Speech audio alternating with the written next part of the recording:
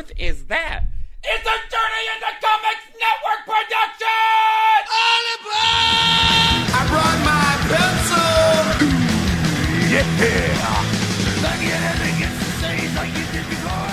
Make it ring, make it bleed, make it really. What's up? Welcome back to another episode of Rank 'em All, the show where we take one band's entire discography, go down every single song, rank them suckers, give you guys our viewpoints, and then we go from there. Today, as always, I am the Podfather Nate, joining me back once again. You know him, you love him. He is the Podmaster Brando. Welcome back, my dude. Thank you for having me once again on this series, this season, if you will, of Rank 'em All. This time we are, of course, covering Ghosts, and we're moving right along to the second album, which I still have trouble saying the name of. I always say it wrong. Let's do it right now. Infestissumam. Infestissumam. Yeah, you did it. Hey, it's not too right bad. Away. You know what? It almost sounds Japanese, which I need to brush up on since I'll be going there, but I digress. We are not alone, Nate. Of course, we have we have our roster here as well. We have the incomparable, the one and only stepdad of the Journey into Comics Network and of Rank 'em All, the one and only Tyler McLaughlin. How you doing, bud? I won't spank your butt, but I will be your stepdad. I'm all right. I felt a twinge. I won't lie. Definitely got some tickles going on in the trousers. But I'm so happy to have you here as well. Oh, man. That was my opportunity at my Master Roshi moment to just try and be as weird as possible, and it worked. So. Great success. That's what I appreciate about you. Awesome. And also joining us once again, you guys know her and love her from everywhere. She is featured Sister Crimson herself. Andy Crimson, welcome back to the show. What's up, guys? Thank you. Thank you again for having me back. I'm super excited about this episode. Well, you're part of the team now, damn it. So there's no going back. Like, we're locked in. You know, this is how it's going for this one. But, yeah, we are here for Infestissumam, the second album in Ghost's discography. There are so many little tidbits and things to talk about when talking about this album. It does come out April 10th, 2013. So it is actually a 10-year-old album officially at this point, which is pretty cool to actually think about and realize that, well, weirdly enough, this is about as long as I've been into Ghost. Infestissumam was my introduction to this band, and as we get to where that happened, I'll divulge the story a little bit more. But yeah, today we're just going to lock up, and right out the gate, let's talk about it. The first track on the album is the self-titled track, Infestissumam. Isn't really a track, but it is a track. It is a great introduction. Brando, I want to start with you, man. What are your takeaways from the intro to the album? Well, it's another intro track, just like the previous album. However, this one actually seems to be doubled as like an intro to the real first song on the record, which is, like, I always appreciate that. Like, you know, one of my favorite albums is Symphony X, Paradise Lost. And absolutely, you know, the very intro track of that really sets the tone, and it goes right into that second track. And you're like, it's like you don't have to listen to it.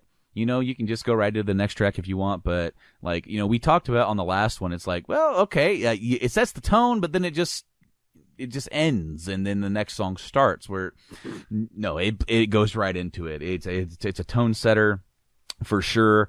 The church, like, chanting goes well with the beat, and it makes your head nod a little bit. But ultimately, like with almost any intro track ever, it's not really necessary, except for when you're going to start a live show and you have a track playing and it gets the crowd pumped up to play that first song off the record for you to go right into it. So they have their purpose. Awesome. Andy, what were your takeaways from track one? Well, I really appreciate how much more powerful it sounded compared to the last intro track. Gave me the thought, like, oh, I know what I'm going to expect from this band, from this album, but so much more. And then at the same time, it's like, what's around the corner? I really did appreciate the Latin and, like, how Brando said about the beats and just having that power nodding your head. And I was wondering, did they ever play this live? Because this would be so sick just to open up. Yeah, we're at a ghost show. And I think it's a pretty strong track, even though it's just an intro track. I was really, really enjoying this one. I'll get back to you guys on the stats if they ever actually played Infestissumam live other than just as a backing track. But real quick, I'm going to throw my thoughts before we give it up to TY. My first thought, interestingly enough, honestly, because okay, we're ranking it now, so I need to have a different appreciation for what I'm listening to. I put the headphones on, hit play. First thought is Undertaker. Just the Gregorian chanting. It just gave me like the Druids vibes. You go from the chant to a headbanging jam, like literally, like you guys both said so far. Like it immediately gets you grooving into it. I think this is a great lead off to the album. And I really like towards the end, especially, it has such trippy guitar vibes when it's like doing that. Oh, That's man. exactly what I was going to bring up. Okay, so TY, I'm going to kick it over to you. Take it away. Everything that you guys said, 100%. This one really took me by surprise. There was more than once, especially because I listened to it. Whenever we're doing rank, I like to listen to the album in the sequential order. To me, that's the way that it's intended to be listened to. They organize the songs on the album for a specific reason. So I try and stay as true to that as possible. But more than once, as the rotation was going around, the album had started over and I didn't realize it. Busy, doing whatever. And the transition or the flow from this intro track right into track 2 is so good. More than once I couldn't even tell that the intro had stopped and the next track had started at all. The backing vocals in like the early mid totally sets the tone, and then that guitar in the back third, it just totally steals it. I was a little bit disappointed that it wasn't a little bit longer. That's totally non-characteristic of me to say, but yeah, definitely a good one. They left you wanting more for sure. 100%, dude. So let's go ahead and throw our ranks out. Let's just go in the reverse order. So TY, what'd you give it? I'm gonna rank this one a 7. I gave it a 7.25. Andy, what about you? I gave it 8.5. Yeah, Brando. 7. Okay, we're all right in there. 7. Cool. All right, so the next track on the album is Per aspera ad inferi. I think I said that right. Boy, I'm glad you're hosting this one. Yep. But it means, so everybody is clear, through hardships to hell. So essentially it is saying it's a play on a Latin phrase. It's like through hardship we survive, but it's switched to hell, as in like through the hardships we find our way to hell, which is kind of, I fucking love that about this band. They're just dark and brooding in the coolest ways. We're gonna go by the book because, like I said, I have it all lined up. So TY, let's start off with you this time. Seamless transition from the last to this one. Yeah, so as far as my notes go, I really dig how, like I said, kind of in the last one, I really like, as much as it's frustrating, I do really like how the intro track rolls right into this one, and it's not like a total, like a tonal shift, like right away, because that intro track got me on such a good, like, hype vibe, ready to go. I think this song does a really good job of carrying that momentum that they set up in that intro track. The only thing I didn't really care for is I think the drums were a little flat. And just lately, as I'm trying to appreciate music more, percussion's what I've been focusing on a lot. Just my ear is kind of tuned to it right now. So I don't know necessarily if the drums are just a little plain, or if that's just me being a little bit overcritical. But okay, all right. You are the drummer, Nate, so you would know. We'll get there. I actually have a lot to talk about with the drums in my notes, but cool. Brando, give it to me. There's an immediate sound and production upgrade from the previous album. Like you can definitely tell the band has more money to invest into better production, and it is by and far a drastic improvement from the first album, and that is like so welcome. Not saying that the first album necessarily sounded bad, but man, when you have this big of a jump, it's always very good to hear. It's funny, I mentioned the drums as well, but the thing that I keyed in on was the marching. It felt like they were like just like there's a marching element. Yeah. And I just felt like that was like this song was like marching us into the next chapter of the band. It's like we heard what had come before. We all mentioned on the previous album and on the episode how maybe the whole album could be just like a big sermon from a church thing of him up there. Each song is kind of like the next verse or whatever he's preaching about. But and it really helped develop the sound. And but I'm going to talk about this a little bit more later. This is an album where it really gets defined about what their sound is and will be. And I feel like if you are to look at the band now and what the band has done in the last previous records, I think it leans more heavily into what they did on this record as far as their growth rather than the first record. The first record established the difference with them and what the different elements they were bringing into rock. This album... What made them unique. Yes. This album... Yep. Maybe like they started figuring stuff out, and it's really neat to hear this next evolution of it. But also, there's a nice little chunky little riff there with those drums to kind of go along with it. It's a pretty good little track here. Alrighty, Andy, what do you have for us? One of the first things I wrote was, aside from the awesome transition from the first track, I just put mighty riff. The lyrics are so on brand. And it's just kind of showing you what's familiar and what's more stronger, which other people have mentioned. Like this album has more production. This song I felt like got a brighter tone to it, if that makes sense. Where Opus just kind of dragged. It wasn't bad, but there's just so much more going on. It's one of my favorites to hear live, just because the Goulet backing vocals are amazing, and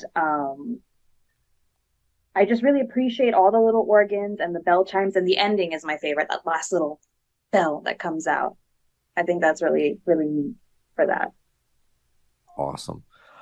So my thoughts are kind of along the lines of what everybody has already said. The seamless transition, humongous fan.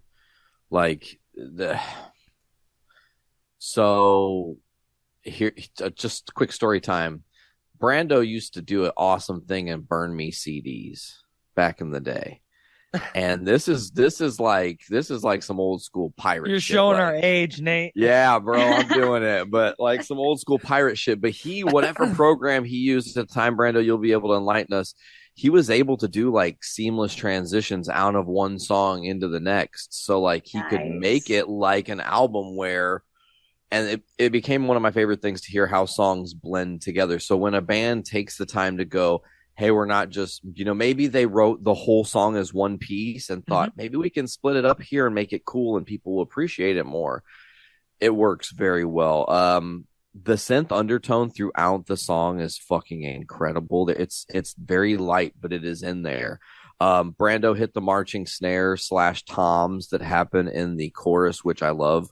The drum beat switching in the interlude, I think, is absolutely fire. And then to lastly say something about the vocals, the harmony with the high pitched, like I can't hit it, but you guys know it's like the highest high pitch when they're doing the per asper ad inferi.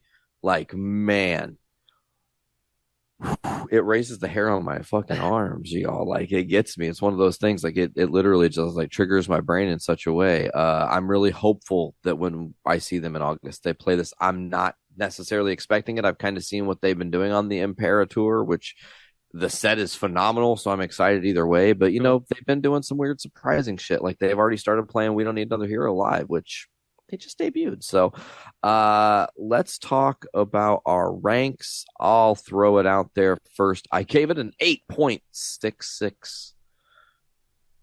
Interesting. Yeah. Andy. I also gave it an 8.6. Whoa! Yeah. All right. Brando. I gave it a 7.5. Okay, Ty. I gave this one an even 7. Okay, I like it. All right.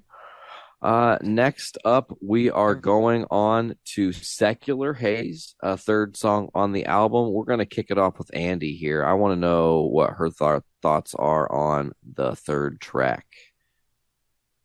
Well, I think this was one of the first ones that had a music video, if I'm not mistaken. So you have that ominous vintage kind of look to it, which I can appreciate for this song. But the song by itself, I wasn't too big of a fan of. Like, it does intrigue me, like that interesting choice of drum beat and guitar sounds that kind of makes it seem like a creepy circus. It's like, oh, that's very cheeky for Ghost. That's totally a Ghost thing. But for me, it just got like a little bit repetitive. But the vocals are really nice in the chorus. I love the tone in his voice. And also I noticed on the vocals, I don't know if anybody else could hear it, it kind of had that old-timey radio effect. I could totally see this coming out of like an old antique radio. Mm-hmm. Oh yeah, like that transistor distortion or whatever. A little bit of static Like in there.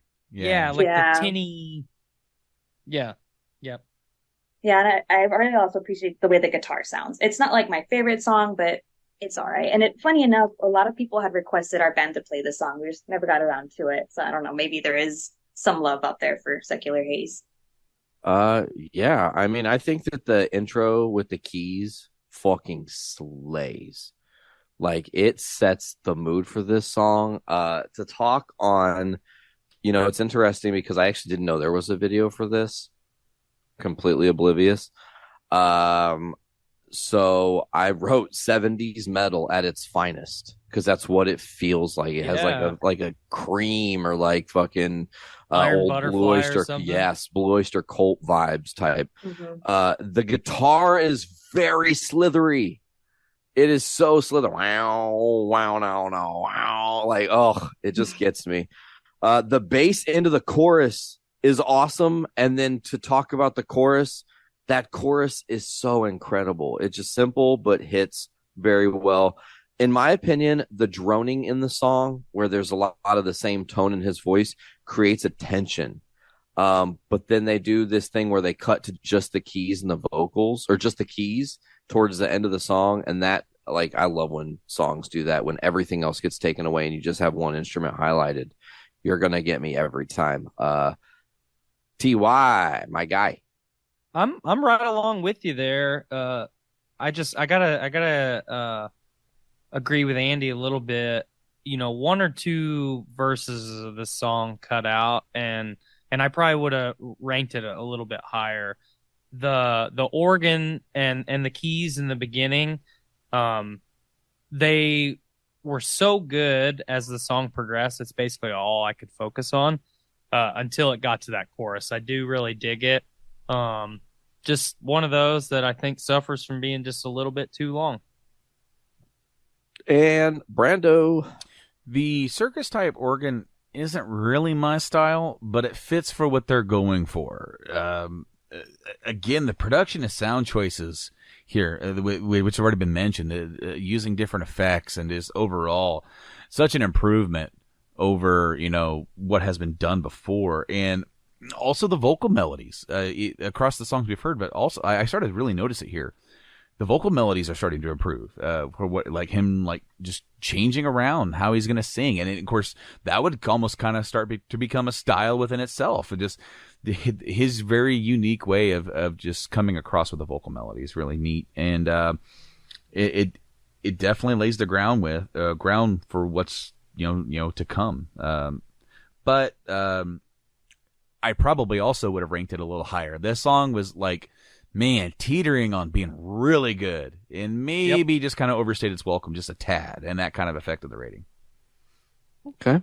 So what is your rating then, bro? 7.75. All right, we'll back it up to TY. 7.25. Andy. Just a flat 7. I gave it an 8.25. I really dig the song. Again, this album to me, it was a really weird timing of things. the first album of Ghost had come out, and I don't really think I knew much about them other than I had seen some of the imagery on the internet and was like, huh, I don't know about this. And then my ex-girlfriend at the time introduced me to the band. This was one of the two songs that I was shown right away. And yeah, it definitely hit me a little bit harder, I guess. I really dig the song. Let's move on to track 4. I'm just going to kick it off. Gigolo har medijo. That's hard. That's not easy to say, just being real. I think you put the D where the G's were, and the G's where the D's were. Megiddo. See, again, I'm glad you're hosting and not me. Yeah, it's hard. I'm sure way worse. Yeah, put it on me. Thanks. I think this song is very bouncy and poppy. The main riff of the song is definitely an earworm. I think that okay, not every time does a band nail solos for a song. Like, they don't always hit the feel. I'm sure they enjoyed the solo. They obviously picked it for the live thing, but sometimes they leave something on the table. This is not one of those solos. I think they wrote the perfect solo for this song. The synth moog thing in the like post solo is cool when it's like beedaloo doo. Yeah, it's cool. Tobias's vocals are starting to get spookier and haunting as he dives deeper into this album. Like you guys were saying earlier, he's really starting to unleash his range and his ability to harness not just like if you go listen to Subvisions, there's a very like straight line way his vocals are, and this he's really dipping into different parts of his voice that we haven't heard yet, and this is where he really starts to come into his own. The harmony and vocals with the synth for this song are like, oh, chef's kiss. Perfect in my opinion. Yeah, love this song. TY, you're next. Dude, you took like 90% of what I was gonna say. The age old gotcha. I like how funky the first half of this song is. When you were talking about the post solo, when the synth and the keys are doing their little funky noodling back and forth, that really, really got me. Especially because it doesn't. I like how, at least, maybe in the first track I thought the drums were a little bit plain, but I like now on top of his. We're obviously getting, like we said, we're getting to see a lot more of his range. So, sorry, I'm having a stroke. We're getting to see so much of Tobias's range, and then on top of that, it's not also stealing the show. The synth is still shining. The drums are good. I dug the solo. So yeah, I'm really liking how they're putting it together. Alrighty, let's move on to Brando. All right, folks. Whoa. I don't dislike it. I want to preface this, but I do feel like that this is the first song that doesn't elevate from what has come before or after. It kind of like maybe takes a slight step back, and I'm going to say something here that I hope you guys can understand the way that I'm saying it, because there are positives and negatives to this light. If you have a band that has a certain tone or sound or like ghost identifiable identity with the sound, they're definitely forging that sound from the first album, this album, and there on forward. When you hear a Ghost song from here on in, you're going to have certain elements that identify it as a Ghost song. You're going to instantly hear it. If you hear it, even when they started getting played on the radio, it's like, yeah, that's Ghost. All right, cool. Then you get into it. Sometimes, though, when you get songs that maybe just aren't on par with maybe some of the better songs, they kind of float into the background a little bit. And I kind of feel like that's what happened to this song. We've already heard these elements, and I'm hearing it again. It's not bad, but it doesn't stand out because what has come before and after is just a little bit better, in my opinion. Okay. Andy, what's up? Sup? This is one of my favorite intros to a song. I love the the drums and the guitar coming in with that. I don't call it whining, but there's some kind of organ sound going on. It's got very playful lyrics. I kind of agree that not necessarily that it goes into the background with the other tracks. It kind of sidesteps because when I was listening to this song, I was already because we know everything already. Other stuff has come after this. I see it as bleeding into the next stage of Ghost. Like I see this as a very Papa 3 song. Like I don't see this as Papa 2's. So I feel like this lightness, that's why it doesn't exactly match up. Or maybe it doesn't fit with everybody else. I did put that I did like the solos. The ending is my favorite part. It does get a little bit, maybe a tiny bit repetitive, but it's so fun, so much fun to sing and so much fun to play around stage with. So I enjoyed it overall. Awesome. Let's get that rank. Where did you rank it? 6.2. All right. Brando. 7. TY. 6.2. Wow. I'm 2 for 2 here, matching people. Yeah. I gave it an 8. Nate. Ooh. Nate with the 8. Yeah, goddamn right, bro. We're gonna go on to track 5 now. I'm just gonna start Goulet, Zombie Queen. Holy shit. First of all, piano. Man. Like emotionally pulls you in and you are not expecting it from this band. Especially like in 2013 listening to this album, whoa. Take your breath away type like choke you up shit. Vocally the best vocal performance of Tobias to date. Hands down. Just the way he's pulling his voice out from this deep undertone while also being light and crisp, and then he's able to transition into a whole production in the second half of the song is awesome. The transition to Zombie Queen itself is incredible, how they're able to just shift and pivot. It reminds me of Holy War's Punishment Due by Megadeth. It's just such a smooth transition. You know you're in a different song, but at the same time, it's just like it's an expected thing, kind of. The surf rock is magical, just hits all the notes. The chorus is fucking epic for Zombie Queen. I mean, come on now. And then the bass driving throughout the song makes it. It just I have nothing else to say. TY, take it from me. Sorry. Pardon me. The tempo change, especially coming from the last song, the Goulet part being slower, it took me by surprise a little bit. But I love that you brought up the surf rock vibe because that's 100%.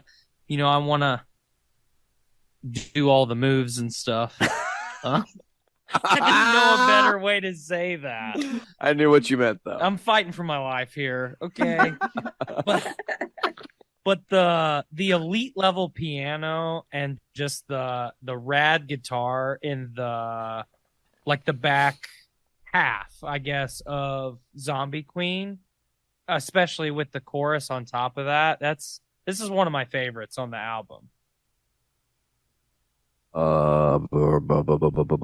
Brando. Have any of you ever watched Rocky and Bullwinkle? Yeah. Okay, stay with me. When they would do the parts of the episode and then they would have like a Peabody and Sherman short?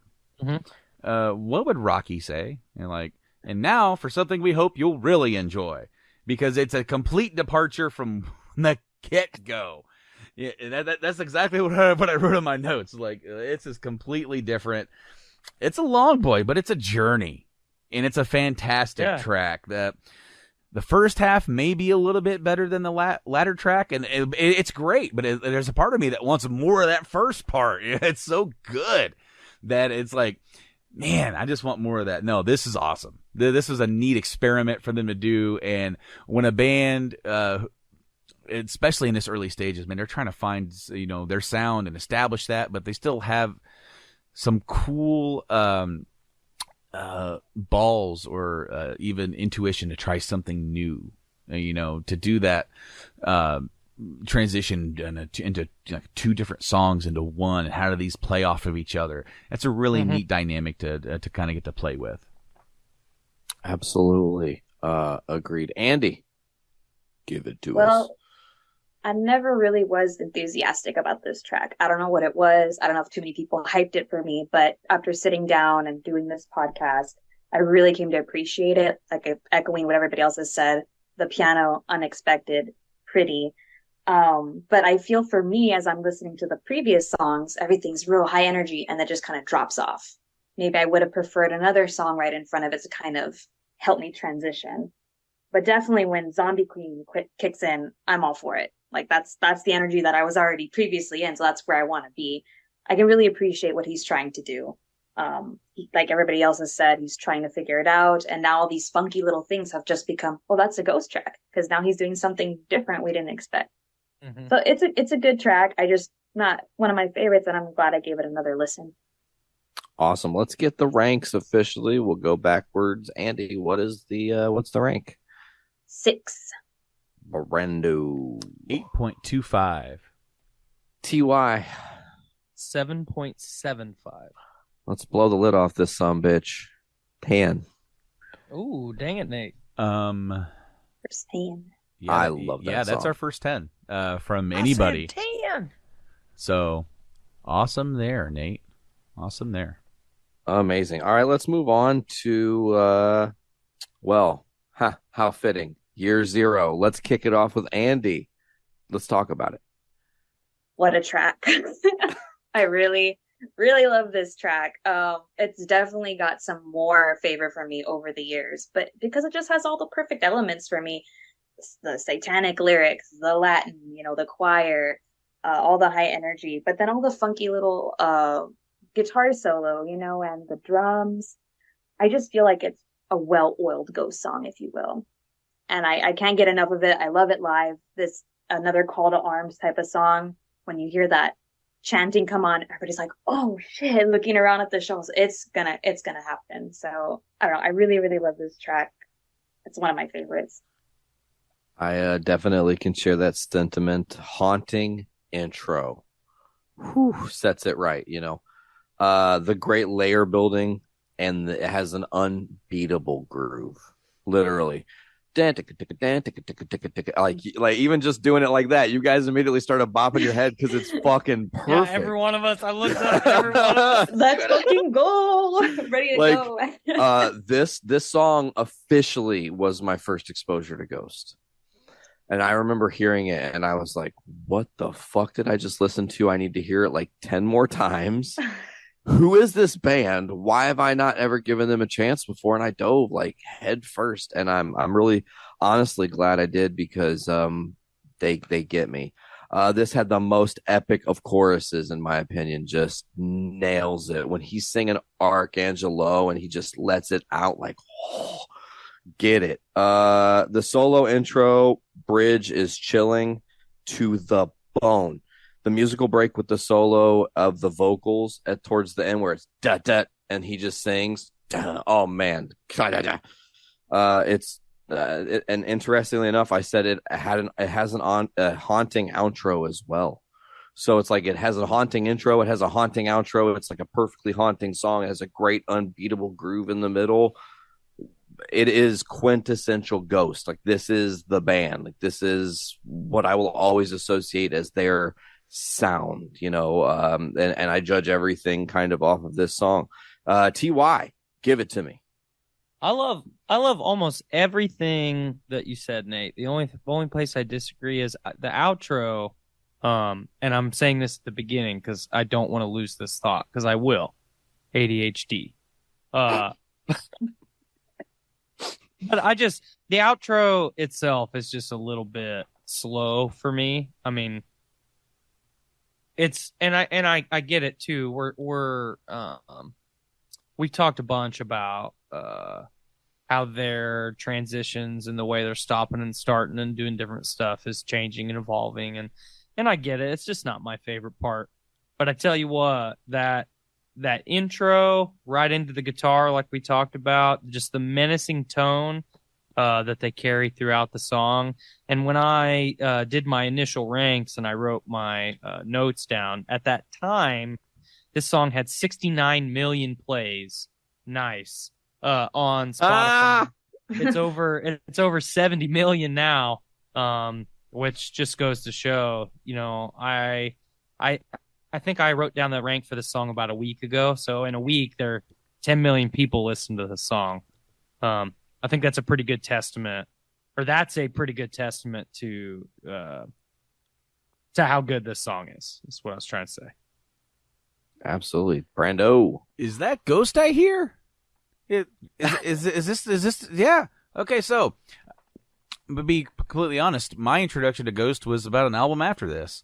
And I never really dove backwards. I kind of just I would hear new songs, and then when the new when prequel came out, I listened to the full album. All right, cool, and moved on. When the last one came out, listened all the way through it, maybe a few more times, because I really really dug that one more. But I never really went back. So this is my first time hearing this song, and it's Ghost, straight up Ghost. This is the first track so far. That has cemented it. I mean, come on. The moment you hear it, it's unmistakable. It's Ghost. That chorus is catchy as fuck. Yep. And the way that he sings it, the way that he delivers it, it's great. It's dark. It's foreboding.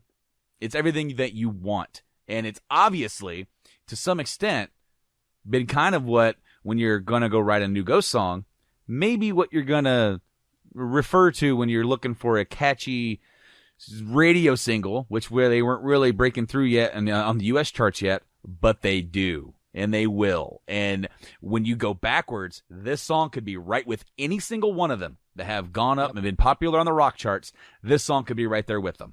And that's a testament, because they were not getting through yet, whether or not it was to their imagery, to their lyrical content, or maybe they just hadn't yet caught the ear of the mainstream listener yet. But somehow, some way, they pierced through that veil, and it's a shame, because this song should be right there with them. All right, let's get it. Let's get our ranks. Brando, give it to me. 9.5. Give it to yourself. 9.5. Okay. For TY. 9.5. Andy. 9.9. I gave it a 9.95. So 3 times you've matched with somebody's rank on a weird number thing. That's crazy. Love that. So, sorry, I kind of missed that. What was Andy's rank? 9.9. 9. Okay, that's what I thought. And then did you rank it the same? 9.95. Oh. Okay, see, there's all these 9s and 5s. I'm getting all confused. I'm like, I want to make sure they get calculated correctly. All right, cool. Yes. All right, 5.9. Oh, all right. Punches it in. 995. Wow. I'm giving it a 5 out of 7. Perfect score. Okay, track 7, Body and Blood, TY, take it away. Just a moment here. Scrolling.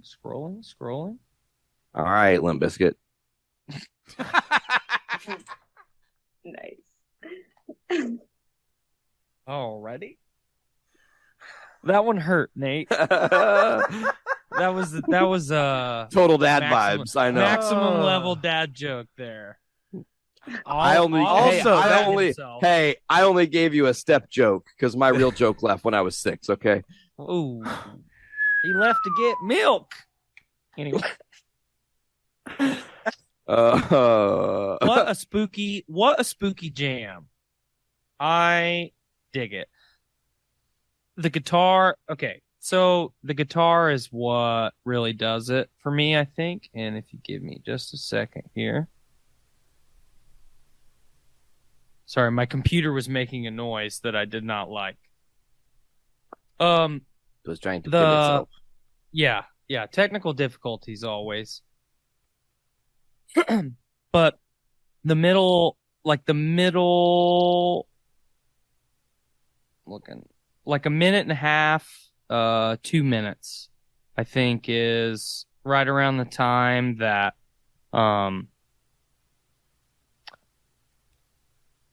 so I'm sorry, I'm trying to figure out how to articulate this. The snares just kind of doing their thing, And then his vocals are just kind of flat. I don't know. I just don't really dig the center part of the song. The beginning and the end I'm cool with.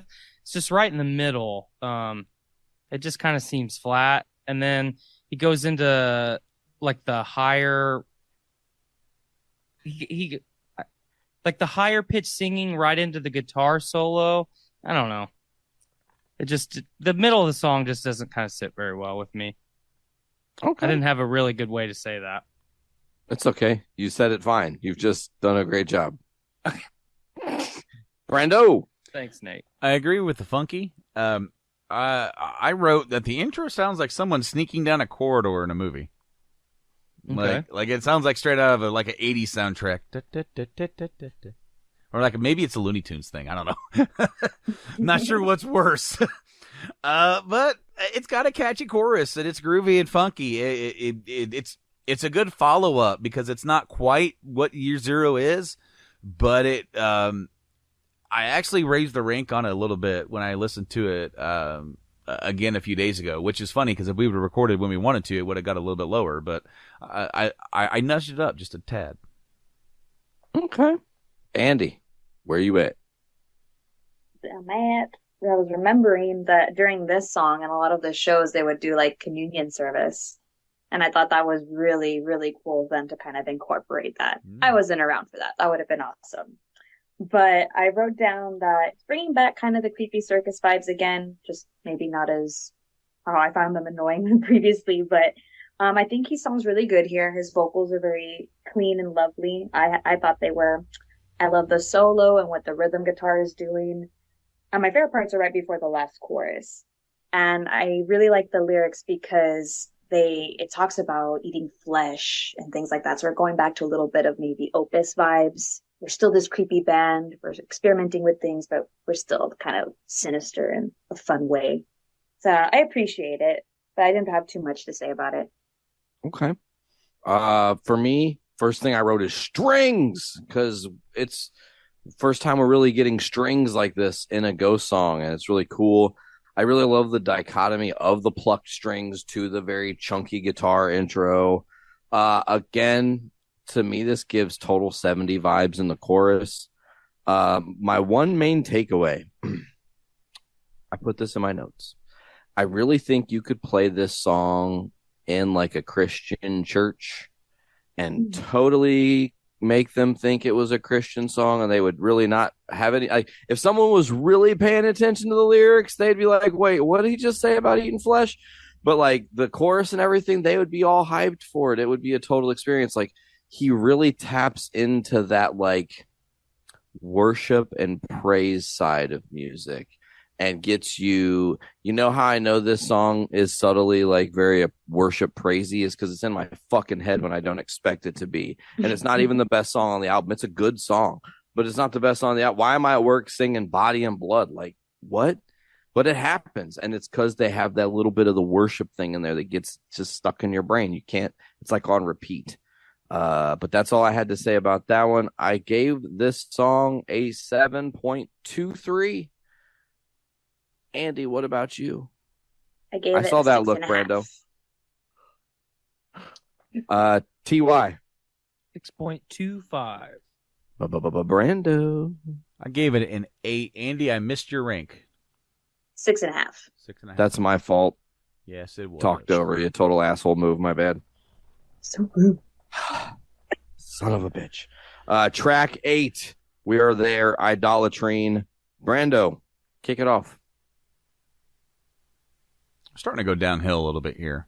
I didn't enjoy this as much as the previous tracks. And I kind of said my notes here. I wrote them here that I kind of like echoed what I wrote for like Gigolo or Gigololo.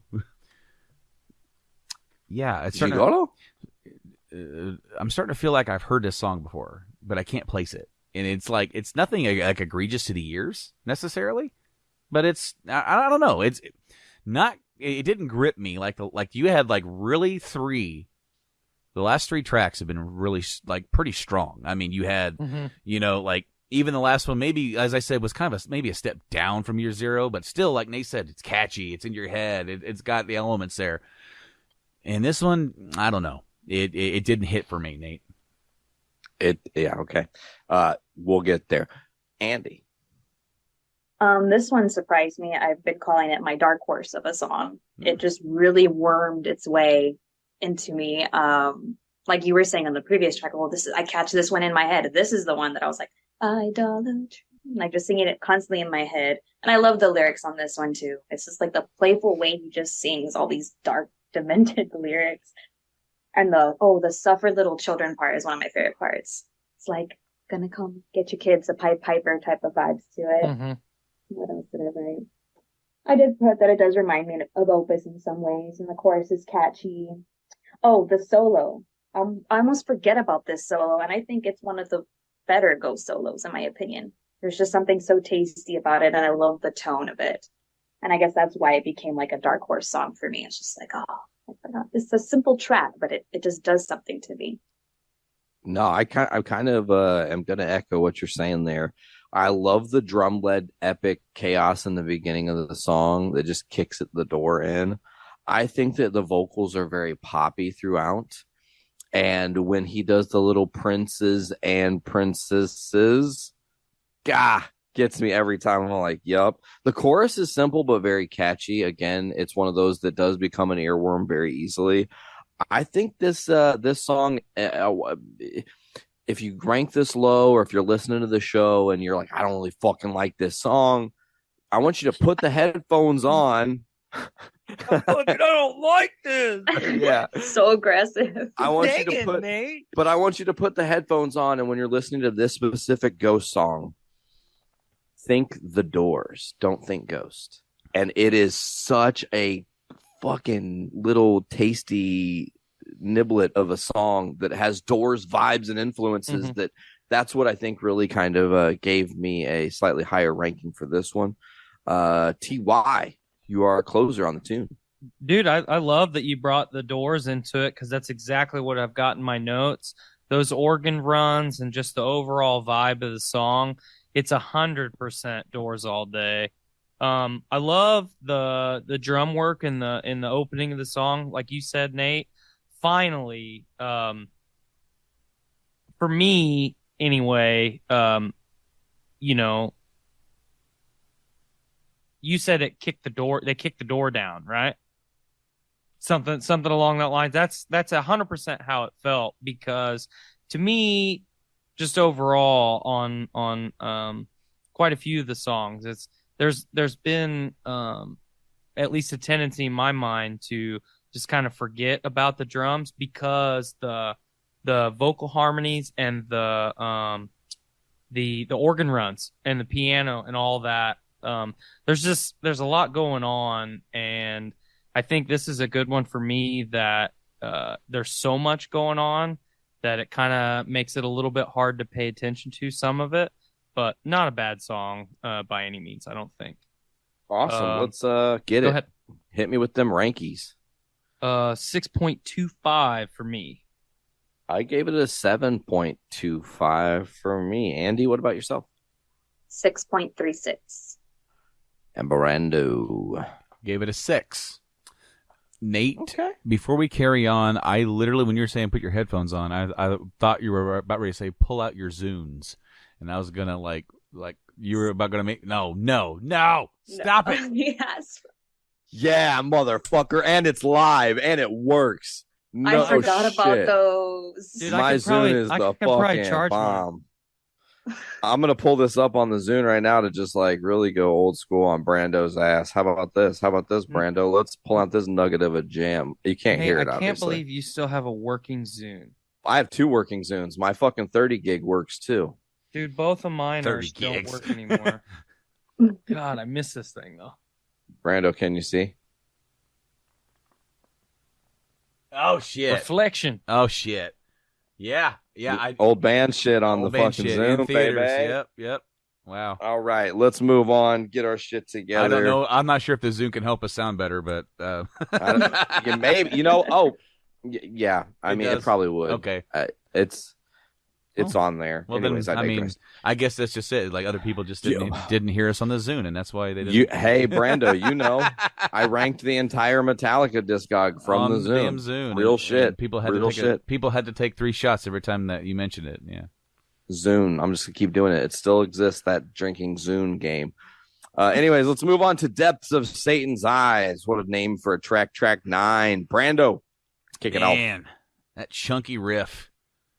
And this is a tone refresher from the last couple. Like it definitely is different, a little heavier. It's a nice, simple, catchy solo, and it's gotta be one of the first songs I've ever heard in a lyrical sense, Swamp of Feces. Yep. Threw me Yep, off. that would be the one. God, I'm sitting here like bobbing my head like, did he just say Swamp of Feces? And then the next line, something about flatulates. I'm like, what? Oh, you know what? I didn't dock it for that. I didn't dock it for it. I was digging the song, and then that threw me off. It kind of made me. And I'm driving, and I can only wonder if people could see my reaction. I'm just what? And then I start laughing like so hard because I'm so like immature and but I love it. It's cool. Like you got one over on me, Ghost. You got one over on me, and Got me. you got me. Definitely unexpected, but I dig it, man. It's nice and chunky. All right. Hey, Andy. Like Brando said, chunky, a little bit different. I like how it almost feels like his vocals just glide despite whatever he's singing about, you know. Yeah. Yeah, and I wrote in capital letters. I was like, fade out, because this is one of the only ones I guess that fades out. So last time we were doing that, it's fade out. And I actually think it works for the track. And I also put down that I liked how sinister the guitar sounds are. I guess that goes back to maybe the chunkiness or something going on with the riff and the solo bridge. And one of my favorite parts is the little vocalization there. That gives very kooky vibes, very horror movie vibes. So it wasn't like a super strong track for me, but I could appreciate it. I wrote, how is this so groovy? Like, what? Go. Stop being so groovy. Again, the earworms, they keep doing it to me. Tobias's vocals in this song are captivating. In my opinion, again, what is this track? It's like a weird, like not even a B-side. It's like a deep cut. They probably don't play it live. I would love to hear them fucking play it live. I would mark the fuck out. I love that it sets the tone with the music, and then the lyrics hit perfectly with the music, right? The shift during the ahs is amazing. It has almost like a Coheed and Cambria kind of weird alt vibe that it jumps into, like alt universe style, and then kicks itself back into the song. As I am ranking this song, a big ass storm was hitting. The lights were flickering like crazy, and it was awesome, but also kind of scary because I'm like, of all the tracks, why are you doing it now? Lights are flickering. I'm like, fucking no. I was wondering if Satan was going to be like, so your soul, we were going to talk about that. Sell it? Are you in? You out? What's the part of the deal? But let's move on. TY, what's your thoughts? I don't have a whole lot to add. Call me old El Paso, because this song is chunky. New York City. I knew I'd get Brando with that one. Overall, this one just did not do it for me. It's really all I'll have to add. Okay, well then add what the hell you ranked it. 5.5er. Double fiver. Andy. 5.95. 9.5er.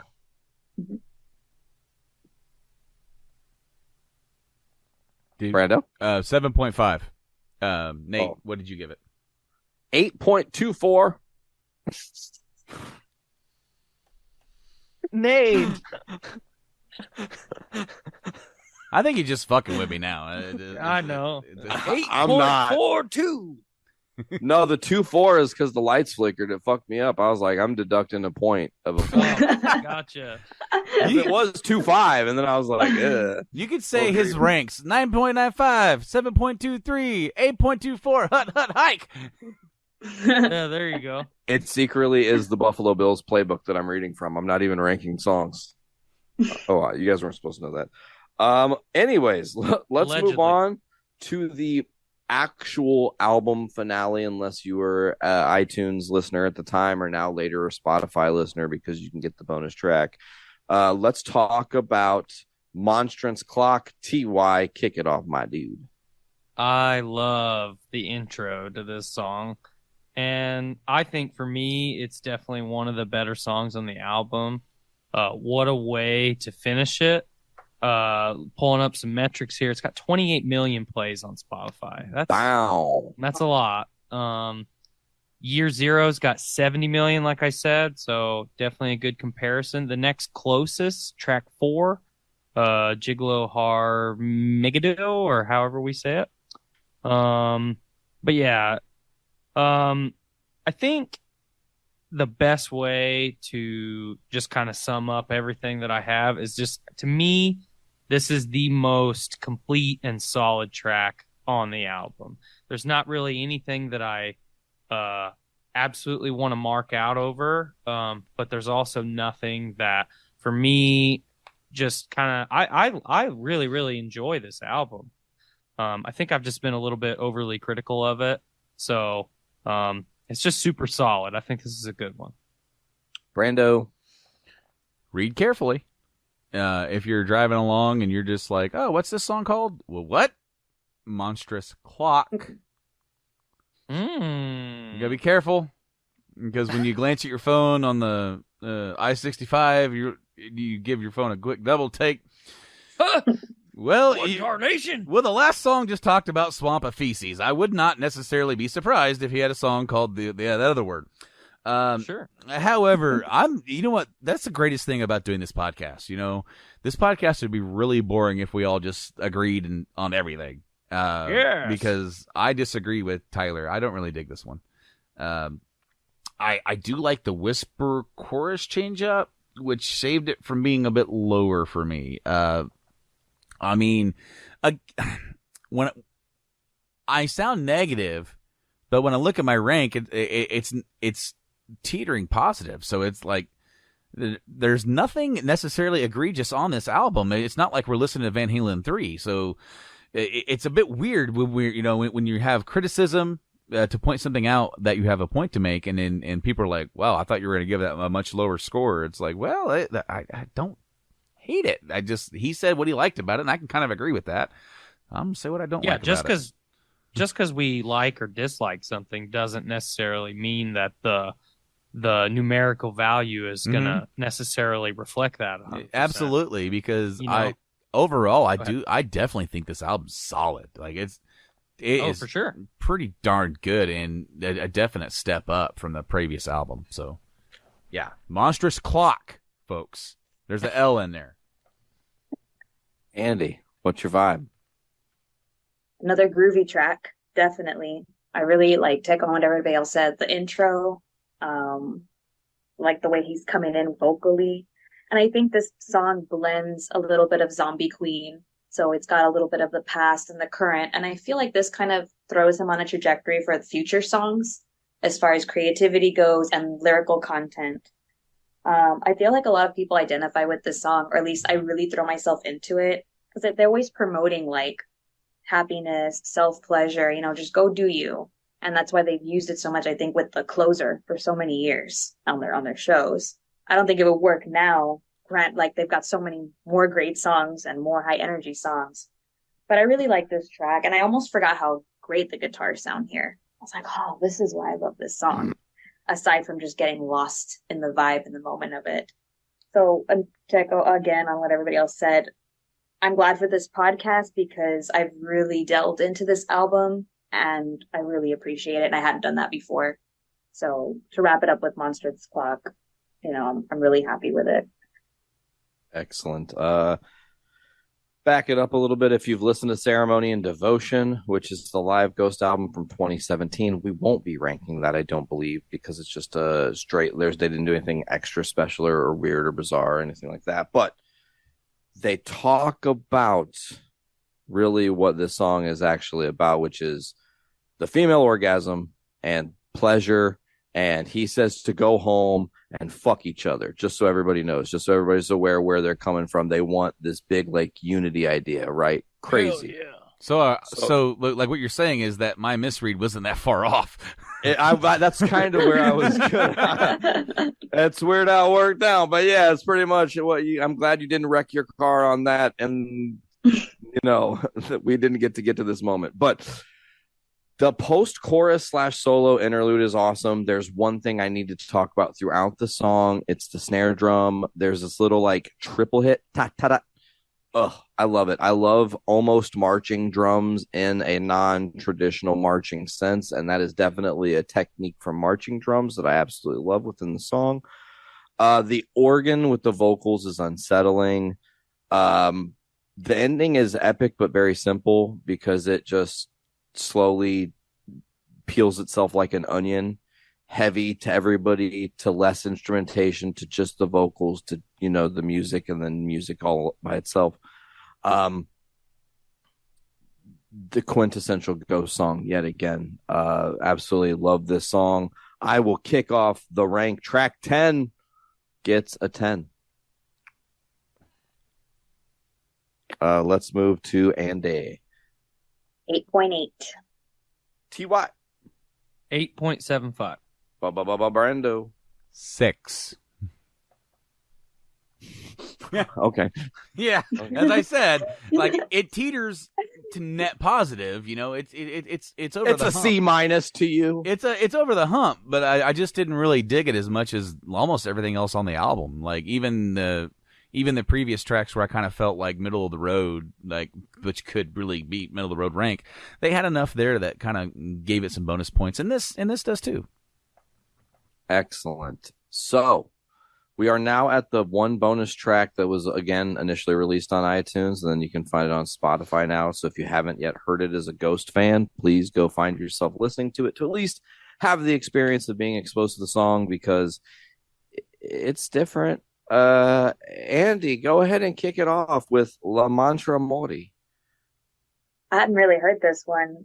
Maybe just in passing, if I clocked back into listening, oh, the song is playing, I am pulled into it initially, but as it continues and it's just kind of the same chorus, I just kind of get lost. I feel like maybe something else could have been done with this song. But that being said, I feel it does put a nice cap to the album, even though if Monstrous Clock was the closer, this one's like, oh, we're finishing up here, kind of echoing an intro track or maybe like an opus track. And I was studying the lyrics a little bit. I was like, is this like talking about Papa 2's exit? Are you foreshadowing Copia a little bit? So I thought that was a little bit interesting. But overall, I didn't really vibe with it, other than initially in the beginning. I kind of can share those sentiments. I put ultra 70s vibe intro guitar. Definitely has that again. Kind of Doors-esque with the way the organs happen throughout. However, vocally, it's just too goddamn repetitive. I just you'll lose me on it, because what that says to me is we had this great fucking idea and then lost it and became uninspired with our lyrics, but we still released it with an idea. Just take a little time and then release it once it's polished. You could have released this from Malorian. It would have been cool with a whole verse and a whole chorus that actually made some sense, not droning consistently. The guitar layers in the song are pretty fun. It's pretty much the one thing that saves it for me. That's my thoughts. TY. I think I actually took some really good notes for this one, because I listened to this track a bunch of different times. I really, really wanted to like this. Like Andy said, it grabs you right away. It's menacing. Like you said, Nate, the 70s-esque guitar intro. It's really cool. It's different. I haven't heard it in a long time. And then I think that, the fact that it's a Spotify like we all have touched on the fact that not a lot of people have heard this. It only has just a touch over 3 million plays on Spotify. So not a lot of people have heard it as far as this platform's concerned. If they would have just made this an instrumental, how good would this have been just strictly instruments? Not that his vocals are bad by any means, but you guys hit the nail on the head. It's just too repetitive. It's just, there's not enough there. But I think if you strip that away and just had this as a totally instrumental track, that'd be fantastic. Yeah, I can definitely jive with that. Brando. Boy, I'm going to get repetitive by saying this, but it got a bit repetitive for my taste. It has a long intro for a song that doesn't really go anywhere. And that was the biggest criticism I have of it. It's got some interesting themes here, which prevent it from scoring ultra low for me, but it doesn't really go anywhere. And, I felt like you could scratch it entirely and you would not harm the record. In fact, I feel like this will actually bring my score down just a tad because of the fact that it's on here. I did not know it was a bonus track. I thought this was the closer, and I'm like, I was a bit disappointed. And after knowing that that there is a version of, like, the deluxe version has like one of the covers off the EP that we're going to cover here in a minute. After this, I would have scratched this and just put the cover on there, and it would have been a much stronger end. Or, much to like Tyler, it would have been cool to have like an outro track if it's just instrumental. It would have been probably better, because then I would have been more more interested. Yeah, I think really it would have been, like perfect bookends. That intro was so good. You put something really solid at the very end with track 10. Plug this in as your fading out intro or outro, whatever you want to call it, and bam, you got something good. Mm-hmm. Absolutely. Let's go ahead and get our ranks for this one. Brando, we'll start with you, my guy. 5. TY? 5. I gave it a 4. Andy? 5.2. Hey. Hell yeah, bring that number up. It deserves it. All right. So that's For what it could have been. Yes, for what could be or could have been. It deserves it.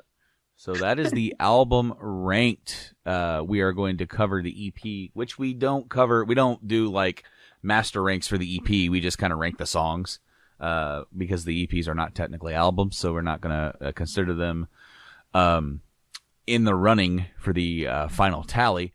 But my total album rank for this album was 7.25. Nate's was 8.07. Tyler, yours was 6.96. Nice. And Andy, yours was 7.17 with a master rank of 7.36. And I think that's pretty fair. It gets pretty strong right there in the middle of the album. It kind of does it has its peak and then it kind of has its valley. It raises up and it kind of goes back down. And unfortunately, with that bonus track, it does bring it down a bit. Not as bad as maybe as that track from Alice in Chains that I refused to rank because it would have ranked it down too low. But it wasn't an actual track; it was a hidden track. But before we move on here, the highest ranked song, it is no surprise. It is Year Zero at a 9.71, so 9.7. With after that would be Ghoul and Zombie Queen at 8. And then for the third highest rank, well, no, I'm wrong. I'm sorry. A Monstrous Clock is higher than that with 8.3, and then Ghoul and Zombie Queen. So there it is right there. And that's the album ranked. We're going to go on to the next one, right, Nate? Yeah, we're going to move on to a sort of a tradition that Ghost does now. I won't call it a tradition, but they've mostly always done it, right? They release an album, and then they'll either release a couple covers or covers and new songs or a whole new album full of covers. Well, they mostly do the album of covers. This is the If You Have Ghost LP. Really 5 tracks. We're not going to cover the live version of Secular Haze. We are going to cover the 4 tracks that are on it. All are covers. We're just going to get right down to it. The first track is If You Have Ghosts, which is a Rocky Erickson cover. I fucking love this cover. Actually, if you have the deluxe edition of Infestissumam, they have a version of this live. And if you've not heard this, if you have Ghost live, it's actually what made me like, okay, where do I find that? And then I learned that they released this and really dove in. Guitar tone for their cover is super crisp. They bring their own dark, unique tone to it. The solo is really solid for me. I really enjoy this cover. Let's move on to TY.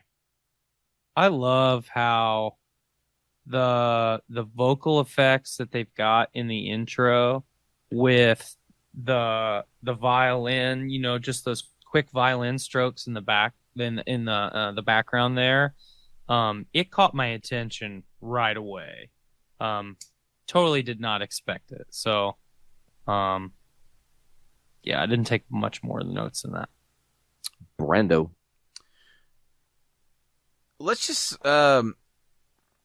their covers are really cool to dive into because lyrically you can tell that they're written by somebody else from the subject matter, but they do such a good job of mashing the original song style into their style that they have established. It's so some bands will do that and it doesn't work, and it definitely works for Ghost. So far, every single cover I've heard from them has been very interesting to hear, because if you didn't know it was a cover, you wouldn't even think twice. It sounds like Ghost. So it's very interesting. It's very interesting to listen to. I liked it a lot. Let's move to Andy. What are your thoughts? I like what Brando said about them meshing their sound into somebody else's song, because now when you hear the song, you see the name somewhere, it has become such a theme for a lot of the fans, myself included. Like, I've seen a lot of people, being emotional about it and talking about how Ghost was there for them. And this is the song most of the time that people refer back to. And I really love the way it sounds. I like the way they put all that feeling into it. I wrote that it was also better than the original, just because I don't really care for the original's style. And I watched somebody react to it recently on another reaction channel, and that was really interesting. And I like seeing people react to Ghost. And in this track in particular, they are not rock people, don't look like rock people by any means, but even they had an appreciation for the whole imagery and the lyrics the guy was talking about. It's like, yeah, it's talking about if maybe you've got demons in your past, or maybe you're talking about a friend. I'm like, yes, this is what it's about. This band pulling all these different people together. And that's what I really like about the song, because it's nice to sing and perform on, so I really enjoy it. Absolutely. Let's get that rank from you. 8.5. Hey, Brando. 8. TY. 8. Nate gave it an 8.75. Oh, I was getting ready to say Nate with another 8. Okay, so before we move into the next track, which is going to be I'm a Marionette, it is worth mentioning a couple things. First of all, this released on November 20th of 2013, so about 7 months after they released Infestissumam, this album came out. 4 of the 5 tracks, like I said, are covers, the last one being the original that they do live. One thing very interesting to note is that Dave Grohl produced this. He also features on a couple different parts of this album. He drums for I'm a Marionette, and I believe most of the album, actually. So they had a bunch of covers. Ghost had a bunch of covers demoed, and they were discussing if they should squeeze them onto the album. They were at a festival in Europe, and the Foo was playing, and they knew Dave was a fan of their band, so they went and talked to him, and were like, so you like the band? Do you want to do something? And he immediately said, yeah, and then they were in the LA studio 1 month later actually recording this. So it all kind of came together really quick. I'm a Marionette and was a B-side for Secular Haze's single. And If You Have Ghosts was included on the special edition of Infestissumam called Infestissumam Redo. Yeah, so I thought that was worth kind of throwing on there that, Dave Grohl has a big role to play in this. It's really cool to see where he pops up in music in general, because he's really all over the place. Let's move on to track 2. I'm a Marionette. Brando. Rock and roll, my guy. Copy and paste my statement in the last song and double it for this. as far as like putting their style into another song, and it like this works even better. Like it sounds Ghost, and it should have ended the album. It just like I said, if you were gonna have that bonus track, have this be the bonus track. Damn.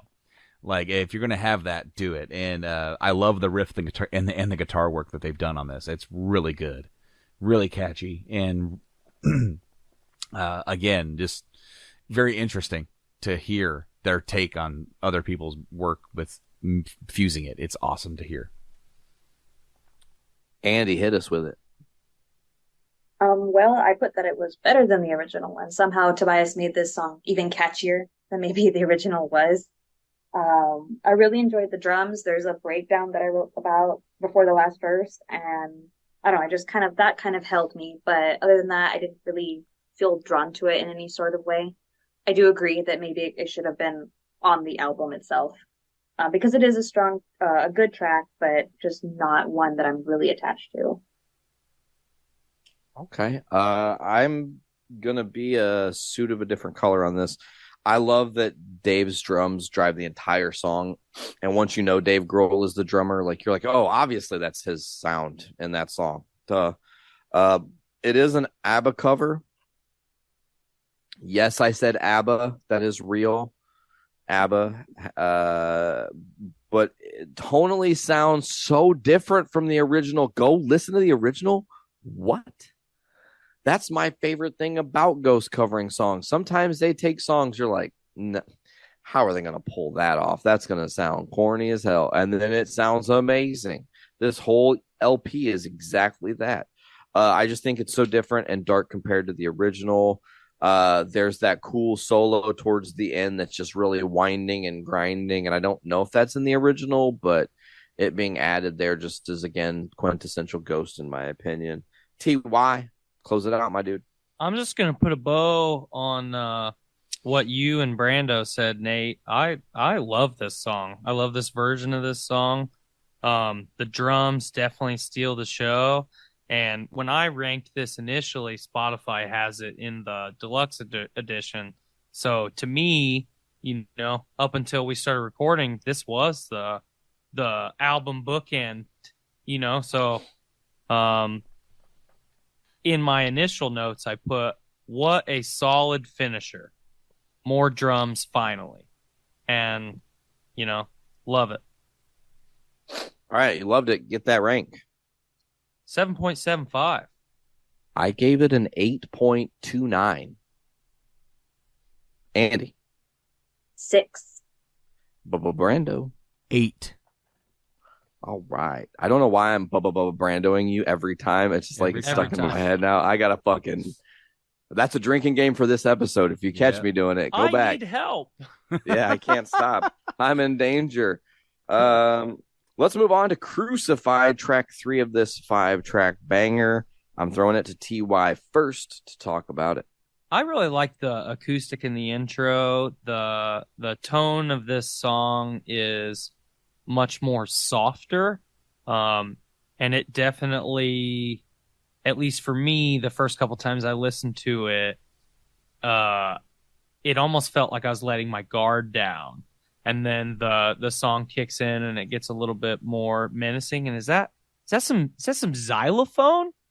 I mean, imaginary xylophone? No, Yeah. it's in there. That's what at first I was like, because it's such a weird thing. It's like, I remember all the time when I was a kid, just in media, like I felt like there were xylophones all over the place, and I haven't heard a xylophone in like 10 years, so it kind of took me by surprise. But overall, as a song, not my favorite. I think this is maybe and every cover that we've listened to so far, I've really dug. This one maybe is just not my favorite. All righty, Brando. Something that's been said in each and every single song is that it's better than the original, and I really couldn't say that for the first 2 songs because I thought that okay, that they're fine. No, this one's better. Go listen to the original version, and it's not something that I would continue listening to. But the talking during the songs always makes me think of Dave Mustaine. If anybody talks in a song, Oh yeah. if anybody, it doesn't matter who it is. If I hear somebody talking in a song, it almost reminds me of like Dave Mustaine, like "Hello, me, meet the real me in my misfits way of life." And it's what I think of every single time, and I can't help it. But the verses make me think of another song they should cover, and I'm trying not to laugh when I say that because it would make me laugh, and I would love it because I'm corny like this. Someone's Watching Me by Rockwell. Oh, actually, Because it's the talking, it's the talking. it's because it's the talking. It's like it's this weird little rappy talk thing he's got going on, and then it's like I was listening to it, and then I started going to like I'm afraid to wash my hair, but I can just imagine. Just think about what we said already with our covers. Them taking a song that and this is prime example. Listen to Crucify the original, and then listen to this, and you're gonna be like, this is a great song. Just by the comparison, what would they do with Somebody's Watching Me by Rockwell? It would be fun and interesting, and maybe not the best song they've ever done, but they could do something with it that would be really cool. I know they have the ability to do it. Somebody tweet Tobias and or Ghost stat when you hear this and get him on that shit. He's got so he has that cool little like creepy talking voice, and he's got a great singing voice, and of course Michael Jackson did the chorus for that song, so I can hear him singing. I always feel like somebody's watching me. It would be creepy. And and it would be creepy. He could take it dark and be cool with it. And like, wow, yeah, let's do it. We aren't there yet, right? Obviously, we'll cover Phantom Mime down the road. But one thing to note from Phantom Mime, there were 2 songs cut, and it just kind of made me think about this. And I'll bring up the Rockwell song again here, but they cut a Misfits cover, which piqued my interest. Okay, absolutely. And they also cut a Motorhead cover, piano and vocals only. Interesting. Which should be real cool. Yeah. So interested to see what that ends up being. It's going to probably be released later, as Tobias said, but I bring that up to say a piano vocal only cover of Somebody's Watching Me would be the creepiest, dopest fucking thing. Like they could do it, man. They could do absolutely. They could make that song as something that you hear that you just laugh at and scoff at. Like this is corny as hell, and he could take it and make it really weird. I will love him for it. Yeah, exactly. Absolutely. Andy, what are your thoughts on Crucified? Definitely better than the original. The original kind of struck me as like, what is this? I don't get it. But I think Tobias did a good job like spinning it to his sound. I do feel also this one could have gone Papa 2 era like on his album just because it says Crucified in the lyrics and that growly talking voice that he does. And I also wrote down that I liked the piano additive and the xylophone. And the chorus is very catchy. You can catch them, he's singing that all day, just walking down. Crucified. So it's a fun track. I dig it.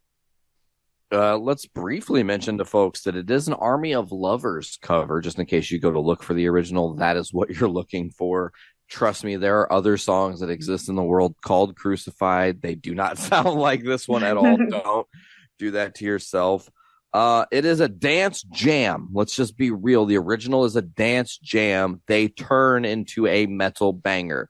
They find a way to take their style, weave it in with this song that probably should not work, and they make it work phenomenally, in my opinion.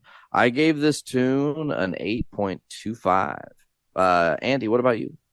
7. Brando? I gave it an 8. And TY? 6.9. Nice. All right, we are at the end of this little venture here. If you have Ghosts creepy little EP, we are at Waiting for the Night. I'm leading it off with Andy as our closer. I did not know it was a Depeche Mode cover, but that is the cover, right? Depeche Mode. Yes. I was like, oh, interesting. And then I felt bad for not really giving it more attention because I like the 80s sound. I like Depeche Mode. I feel like the cover and the original kind of just float alongside each other. One was not better than the other because I liked the original It gives me Phantom of the Opera vibes, and that's why I kind of just lean into it more because like I'm a romantic, I'm like a writer and creative, so I'm like, oh, I'm just fantasizing about Papa or whatever, listening to this track. It's almost like a dark lullaby. But I that like being that. said, there's nothing really grabby about it. The vocals are smooth. I like the heaviness, but it just kind of also just continues. Maybe not as annoying as other songs have been, where it's just too repetitive, but it just keeps going and keeps going. Mhm. But it's a vibe, you know. Mhm. But yeah, that's how I feel about that one.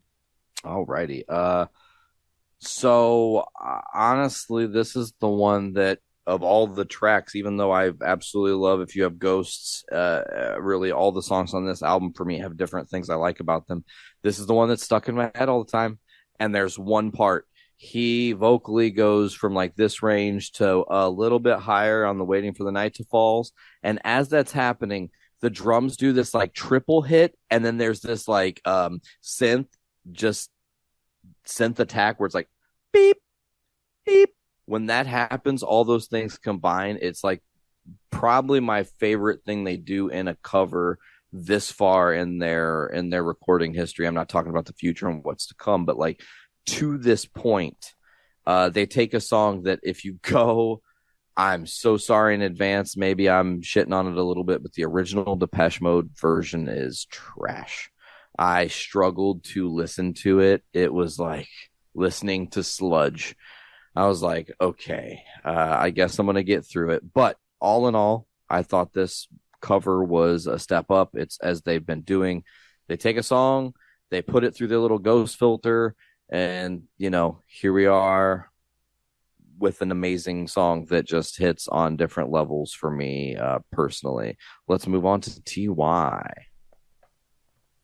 Um, it just right away, the heaviness, and knowing the context of the song, or not necessarily the context, but having heard the original song before, it felt different enough to me that I didn't vibe it right away. I think the tempo is just a little bit too slow, and the fade out in the end I didn't really dig. Just not not bad by any means, just definitely not my thing. I'm not into this one. Okay. Brando, you're our closer on this track. Very catchy, very Ghost.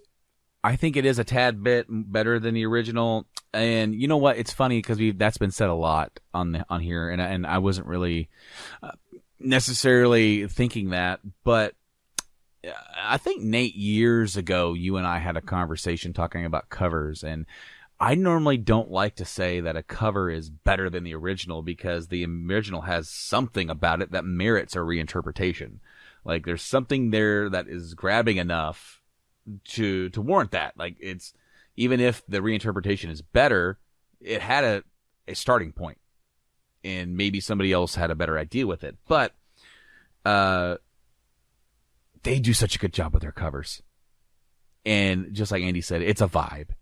It is a total vibe, and that vibe's gonna be different for different people. And you know, sometimes it hits and sometimes it doesn't. And this one definitely hits for me. Awesome. Well, give me the rank for its hit. 9. Dope. TY. 6.25. Andy. 6.4. 8.5. Well, there we are. That is the If You Have Ghosts EP ranked, minus the live song. The highest ranking song on here was the opening If You Have Ghosts song at 8.3, with the subsequent 3 tracks 7.5, 7.5, and 7.5. Whoa. So They all tied through our like the 3 last songs based on our 4 rankings averaged created exactly a tie. Okay, so not exactly, because I'm a Marionette is a 7.51, so I rounded down.